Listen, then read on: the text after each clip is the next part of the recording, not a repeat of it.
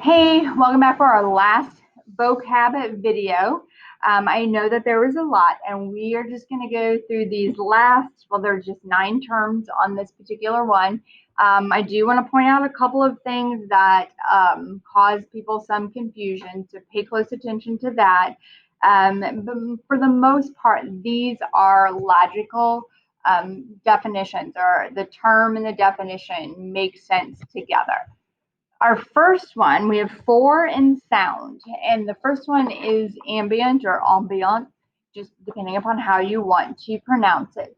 It's the total sound in a given area, which is particular to that space. Something, an example could be wind, water, birds, crowds. If you were here with me, and let me pause for just a second. I don't know if you could hear it or not, but you can hear, if you were in the room with me, you could hear the blower. You might be able to hear the light humming. That's all ambient noise. That is noise that is particular to this space, this room, but it doesn't necessarily, it's just there. It's not something that contributes to anything important. It is just there, okay? You have diegetic sound. That's sound that can be heard by the characters in the film. So it could be voices of other characters, an alarm clock, the ticking of a clock, the tea kettle whistle going off, the television, the radio, just things that the people in the film, the characters in the movie, can actually hear as part of the movie. The opposite of that is non-diegetic, and this is sound not heard by characters and is used for audience reaction. So it could be the music that is like there's that meme or the joke about how people don't understand how people get attacked by sharks. Why can't they hear the music? Because in Jaws, you have the dun dun dun, and that is clearly non-diegetic because, well, they didn't get out of the water. It's also the voiceover. If you have a narrator talking, if you've seen Shawshank Redemption, you've got Morgan Freeman. He's usually kind of the narrator, voiceover go-to guy. But whatever is being shared by that person, the people in the movie can't hear it. The characters can't hear what's happening. So that is non-diegetic. Diegetic, they can hear it. Non, which means not, they can't hear it. So just keep those 2 in mind. Sometimes those get confused. And then finally, there's the voiceover, like I just talked about, which is dialogue from an unseen narrator. It's non-diegetic. And examples of this are the narrator in Fight Club. It could also be Verbal Kint from from The Usual Suspect, or it could be Red from Shawshank Redemption. I'm sure there are more, but those were the 3 that came across the top of my head when I was putting this together. So that's it for sound. Now let's talk about focus. Focus is interesting. And I want you to listen to what the definitions are and a little bit of my elaboration on that to help you. Deep focus is adjusting the camera lens and lighting setup to keep all layers in a frame in sharp focus. So I want you to think in terms of 3s. Okay, your frame is divided into 3s. It's divided this way with 3 parts. It's divided vertically into 3 parts. It's divided horizontally into 3 parts, and it's divided depth-wise into 3 parts. In this particular frame, Akila, if I remember right, that's her name. She's in the closest depth. These people at the table, they'd be like in the middle part, and then the people at the back are in the very back part, the back third. So first third, second third, third third. All of them are in focus, okay?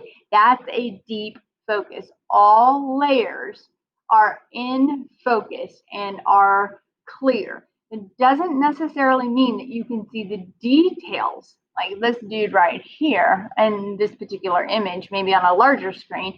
You can't see a lot about either one of those two dudes and their facial expressions, okay? But they're not blurred out. So that is deep focus. Following focus is where the camera keeps refocusing, so moving subject remains in focus. If you have a person walking down the street and the camera is dolly tracking with them, they remain in focus.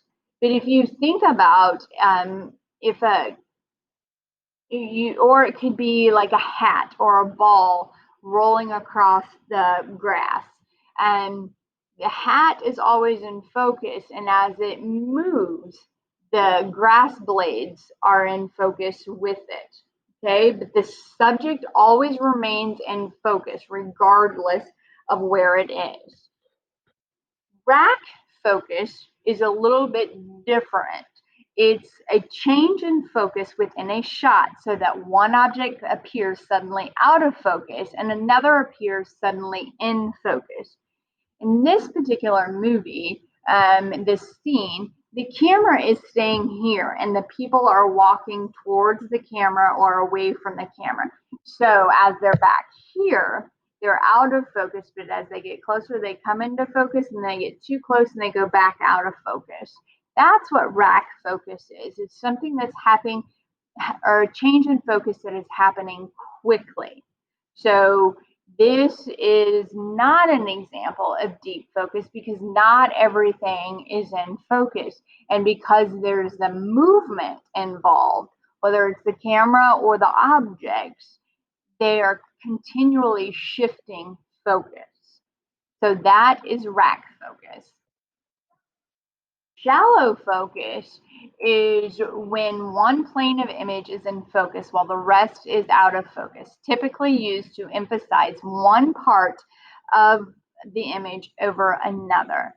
So remember how I talked about front third, middle third, back third? Here you've got the focus is only on the front third in this particular image. It might be flipped in a different film where it's in the back third, but right here, the front third of this scene is what's in focus. The middle third, yeah, you can see him a little bit, both of them, but they're still not sharp. They're still not clear. And then the back third, he's not clear at all. All right, the shallow focus is focusing on this guy right here for whatever reason. And finally, you have soft focus, and this is the blurring of images used by using filters or shooting with an out of focus lens.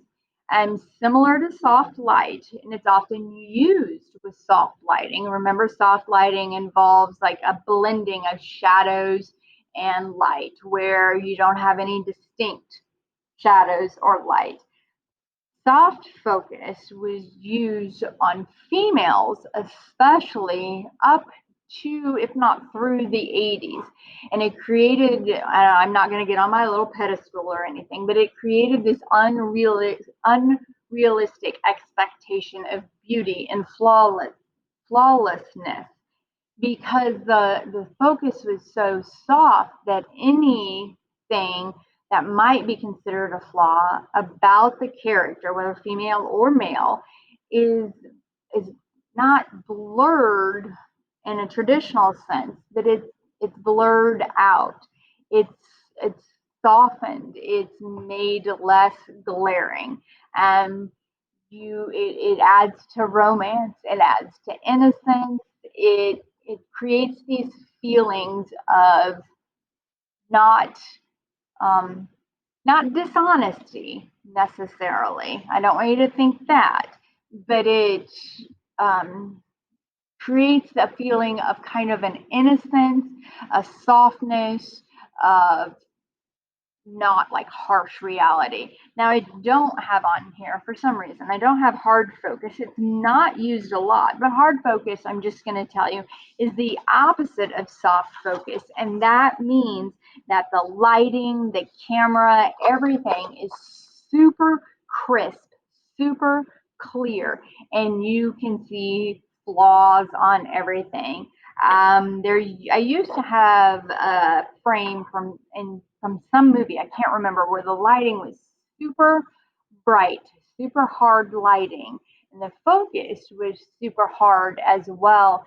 So you could see not only was the female that was in the frame not attractive, but all the flaws that the they're shouting out there, sorry. All the flaws that she had, maybe the too large pores or scars, or if she had bags under her eyes like me, they were like super emphasized. Wrinkles were shown and they were super deep. That's hard focus. That's meant to be like a harsh reality. Like, baby, this is a real world and this is what it actually looks like. So I honestly zero idea why I deleted that one, and you're not responsible for knowing it, but I wanted to give you the opposite of soft focus too, so that maybe soft focus was a little bit more clear to you. Again, I know I didn't say this on the middle videos that I did, but if there is something about the vocabulary that you don't understand or you need a clarification on, and you don't have me in class, and I'm hoping that if you do have me in class, you're not working your way through these, because we're going to go over them in class too. If you have any questions, shoot me an email and I will do my best to get a response to you as quickly as possible. Learn all of these, know all of these. This is the language that you are using when you are writing your papers, when you are talking about your films, all of that. I don't want you to say that there wasn't a lot of light. I want you to say that it's low-key lighting. I don't want you to say the soundtrack really it set the tone for the character without the character knowing it. I want you to say the soundtrack served as diegetic or non-diegetic noise or sound in an effort to create an overall happy feel to the movie. Something like that. It's Friday afternoon. You'll do better because you'll be brighter and you'll be ready. Okay, so questions, comments, concerns, let me know. You didn't need to see that, sorry. Where did I go? Okay, so let me know and make sure that you utilize this as much as you need.